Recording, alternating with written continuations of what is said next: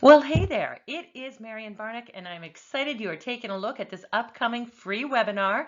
And I am going to teach you all about kicking butt on 5 of the most painful moves that happen after breast cancer surgery.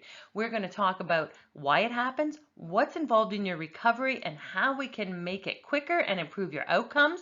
We're going to look at each of the 5 activities. There may be a bonus in there as well.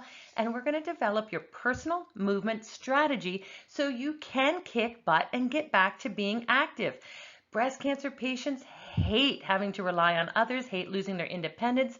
It's not just the physical, but the emotional as well. I want to help you out with that. Come to the webinar. It is on Tuesday, January the 14th at 12 o'clock Eastern Standard Time. Just go to marianbarnick.com/registration. Grab your free seat.